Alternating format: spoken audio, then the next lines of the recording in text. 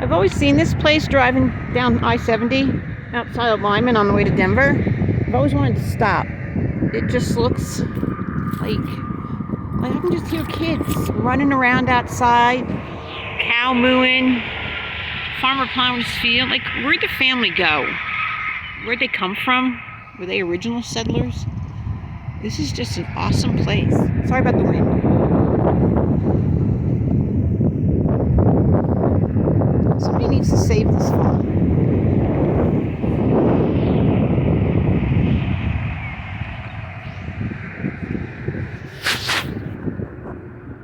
Look at that sky today. About an hour and 20 minutes to get to my daughter's house.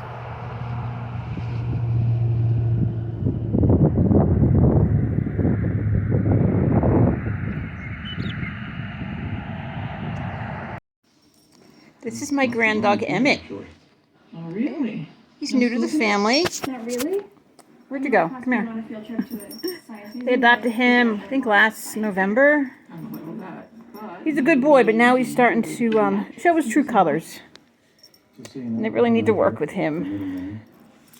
My daughter's moving out Saturday, so my timing was perfect to come here. come on. Stop. Stop it. You a good boy? Hey, Emmett? Dan, you have a sec? Yeah? I used to do in-home care. I had two private clients. I got their ad off of Facebook. A woman was a year younger than me, and she had her mom. They lived together. Her mom was in her late 90s. And her name was Julie. She had a bunch of plants that I would water, and she gave me this. This is a philodendron.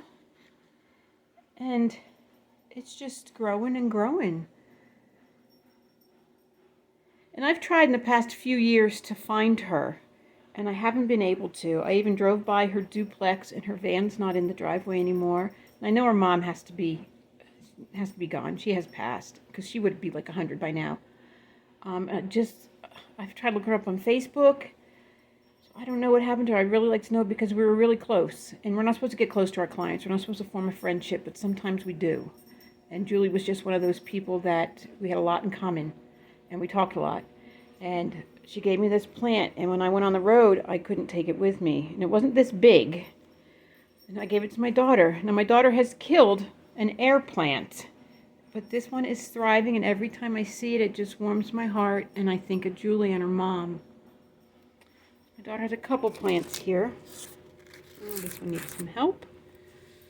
My mother-in-law's tongue. These are more of the plants that she's been able to keep alive, the plastic variety. Sorry, Daisy. I thought I'd share the little story with you. So I am going to have some cuttings, and hopefully I can get one growing, and I can put it in the trailer. Not that my lucky bamboo is doing any good. Actually, it comes in threes, and 3 is good luck, and 1 died, so I had to take that out, so now it's 2. So I hope it doesn't jinx me. I'm parked out here in the road at my daughter's. She's in Lakewood, Colorado. And this beautiful lake, reservoir, I don't know what it is, it's private. But she says she's seen other campers here, and there was a schoolie here for a while. So I'm going to try. I'm just always afraid parking on the road that someone's going to rear end me. When I parked my vintage trailer up the street from her house when she was still in college, another college kid accidentally bumped into the bumper one night and knocked it off the block. But he left me a note, and he was so upset about it. And I said, don't worry about it, there was no damage done. We just jacked it back up. It was pretty here, but it kind of smells like a swamp. But we'll see. If not, there's a Walmart across the street. Oh, Gideon's usually in the window. Hey dudes, where are you? Well guys, I ran out of content again today. I'm done driving for a bit. I'm going to be at my daughter's for a little bit. Well, hopefully. This is the first time I am sleeping parking on the side of the road. I've never done that before. I'm a little nervous about it. Even though she said that there's been other campers here, and I've seen them. And there's been a school bus here before for quite a while. I mean, Denver is full of homeless people, but this is a nice area that she lives in. I've never had that knock in all the years I've been on the road. I'm just a little nervous. I mean, if they do come and knock and say I can't stay here, well, then I'll go in the house. I mean, there's no reason why I can't. I just don't. When I have dogs, it's one thing. But when you have a cat, when you bring a cat to someone else's house that don't have a cat, I don't know. The only time I slept here was one other time, and we put Gideon in their dog's giant crate, and his cat box fit in there and everything, and he was just perfectly fine. He gets along great with any dog. He just doesn't like other cats. But I have been getting a lot of questions, and my daughter keeps telling me, she's been telling me this for months, that I need to do a Q&A, and I got a couple questions the other day too. What made me become a nomad? How do I financially support myself on the road? And what is the alpha-gal syndrome that I have, and how I got it, and how I deal with it. And also, one question I get all the time is, how do I eat healthy and being a vegan on the road, which sometimes can be really tough, especially when you need to pick up something just to snack on, like at a truck stop. I mean, they do have fruit cups, but you get tired of fruit, you get tired of nuts. Chips, I'm horrible. Like I said the other night, I ate a whole little snack bag of barbecue potato chips. I was bad that night. But if you have any questions, please leave them down in the comment section, and I'm going to do a video of all the questions that I've gotten. I have a list of them, and I hope I cover everybody. I hope I don't leave anything out. And I'm basically an open book. Ask me whatever you want. If it's too personal, well, I'll just scoot around it. But usually, you want to ask me something, just ask. Because I do like to, at the end of the day, if something in my life can help just one person, then what I'm doing is worth it.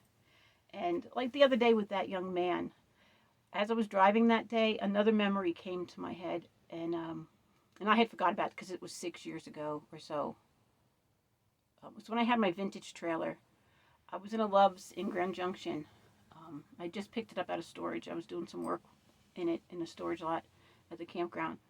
And this older woman came over to me, and she was so intrigued by my trailer. She said she's always wanted one, and she's always wanted to go on the road and travel, and not basically be a nomad, but she just wanted to go see the country.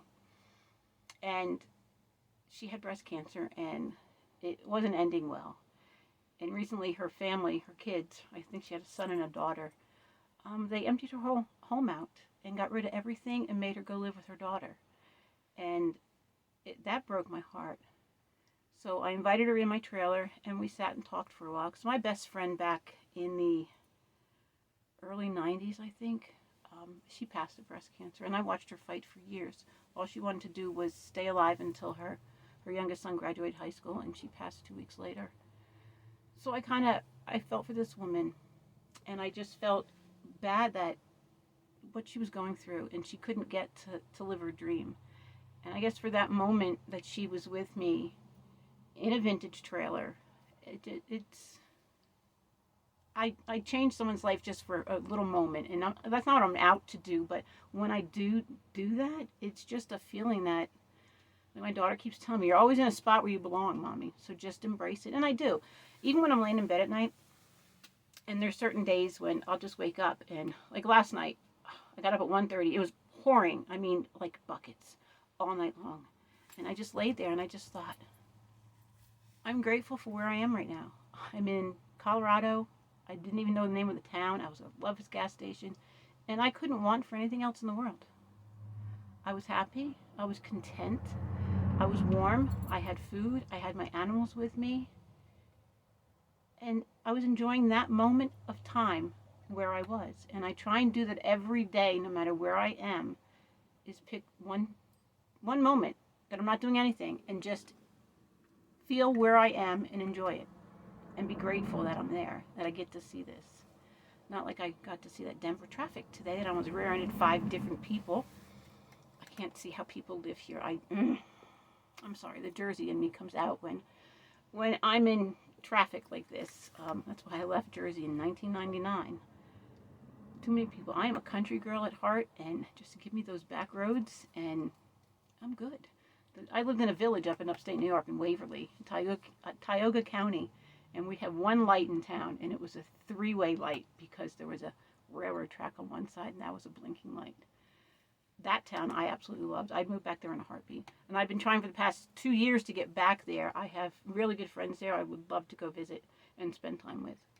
And so hopefully maybe this winter I might get up that way. I hope so. Right now I'm getting really nervous about taking my trailer over Vail Pass and Loveland Pass. She did not do well. Well, the truck didn't. I'm just coming in from the plains of Kansas and eastern Colorado. There's very minimal hills there. There is a section where you're just constantly climbing, and my truck she wasn't happy about it. She struggled, and she has struggled going over the passes here even without towing. And now with all that work I just had done, I mean, I start her up in the morning and she blows smoke out like it's glitter. So I'm really concerned that I shouldn't push her that hard. I even thought about going up through Wyoming and down through Rifle, which isn't very hilly. I mean, there's a couple little ones, or going down through Colorado Springs and up over Monarch Pass, which is a big pass, but it's not half the size of Vail Pass. Even when I was here in January without my trailer and just had my truck, she struggled. And she's a 5-speed manual, so it's just, I don't want to push her. I just want it to last. I mean, she should last after all this money I just spent and everything I put in her, but it's done a toll on it. Just want it to last through my job this summer, and hopefully I can maybe find something different at the end of the summer, beginning of fall in October. So just, like I said, if you have any questions, feel free to leave them in the comments, and maybe I'll do that video tomorrow for you, because I'm going to be home alone all day tomorrow at my daughter's. I am taking her to work, and then her dog Emmett and I are going to go fit him for a choker. He is having some behavior issues. He's picking up some bad habits. He's almost 1. I thought he was 1.5 years, but he'll be 1 the 23rd of this month, I believe. But he's, like I told them, that he's kind of entering like his teenage years, and he's seeing where his boundaries are, and that's where things need to stop. He needs to know what boundaries are what, like the jumping up on you and that kind of crap, and mouthing and pulling on the leash. That I don't deal with. I've trained seeing eye dogs for 10 years, and a happy dog is an obedient dog, and a good dog is an obedient dog, and that's what we all want out of our pets. So Emmett and I are going to go shopping, and I'm going to go do some shopping too. And then Saturday, everybody's coming over and going to help them move out, and I'm going to stay at her apartment with the dog so he doesn't feel anxious and left out. So I'll talk to you guys tomorrow. Have a good night.